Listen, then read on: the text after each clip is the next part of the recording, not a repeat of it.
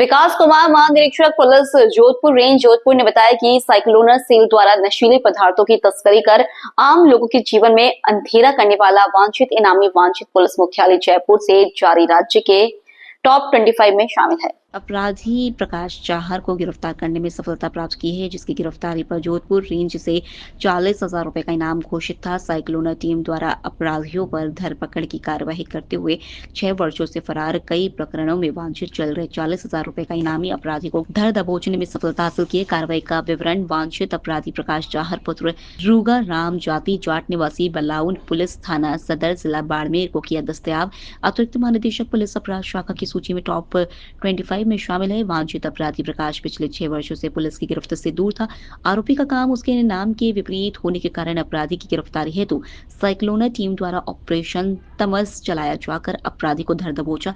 कई बार पुलिस को गच्चा देते हुए पुलिस से बचने के भी सभी हथकंडों को अपनाते हुए 6 वर्षों से मादक पदार्थों की सप्लाई के कार्य को देता रहा था अंजाम। अपराधी प्रकाश 10वीं पास करने के बाद से अपने मामा के साथ लकड़ी का कार्य करने लगा। उदयपुर में लकड़ी के कार्य करने के दौरान मार्बल का कार्य करने वाले के साथ जान पहचान हो गई, जिसके साथ मिलकर अवैध डोडा पोस्ट का कार्य करने लगा।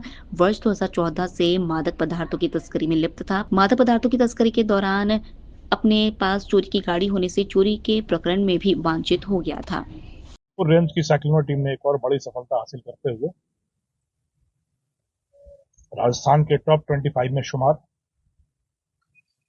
40,000 के इनामी प्रकाश चाहर पिछले करीब 11-12 वर्षों से इस व्यापार में है। बहुत ही रोचक इसकी जीवन कथा है। लकड़ी का काम करने के रूप में इसने अपना व्यापार शुरू किया उदयपुर में अपने किसी रिश्तेदार के साथ। फिर वहां से मार्बल का काम शुरू किया और काम की थकान मिटाने के लिए इसने अफीम और डोडा चूरा लेना शुरू किया और उसी और अफीम और डोडा चूरा से फिर इसने अपने जीवन की गरीबी दूर करने का बीड़ा उठाया। लंबे समय से जो मादक द्रव्यों का एक नेटवर्क चलता है चित्तौड़ मंदसौर के इलाके से मारवाड़ की तरफ सप्लाई करने का या आपूर्ति का, तो धीरे धीरे उसका सरगना बन बैठा।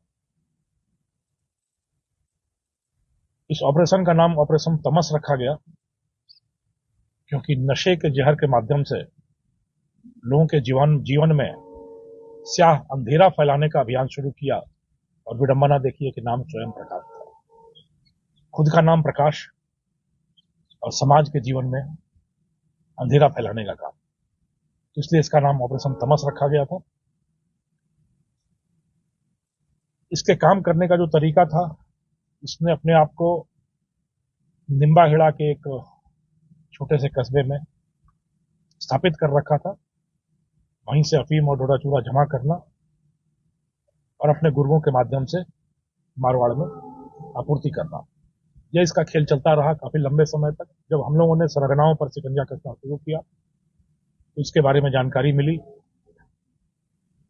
एक बार साइक्लोनर टीम निम्बाहेड़ा में इसके ठिकाने तक पहुंची और वहां पर यह डेयर डेविल एक्ट करते हुए छत से कूदकर मोटरसाइकिल पर निकल भागने में कामयाब हो गया। यह करीब 2 महीने पहले की बात है।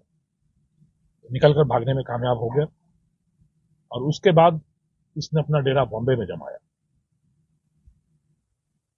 वैसे तो मुझे ज्यादा बताना नहीं चाहिए, बट मैं फिर भी बता रहा हूं।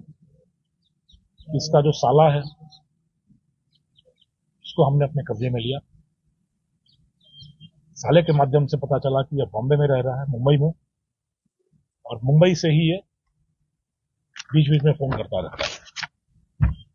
जब हमने उस सूत्र सूचना पर काम करना शुरू किया तो इसके शातिर पने की इंतहा यह थी कि यह वहां पर ट्रेन में चढ़ता था, लोकल ट्रेन में, और किसी भी आदमी से उसका फोन लेके कि भाई साहब एक फोन करना है, अपने 2-3 कॉन्टैक्ट्स को फोन करता था और फिर ट्रेन से वापस लौटा था।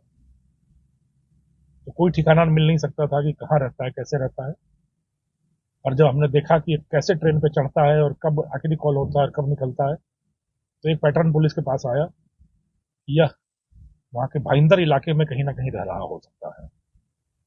फिर हमारी टीम करीब 15 दिन तक मुंबई के भाईंदर इलाके में रही और इसका कोई ठिकाना नहीं था, क्योंकि जो हमने आपको बताया कॉल करने का तरीका वो बड़ा ही शातिर तरीका था।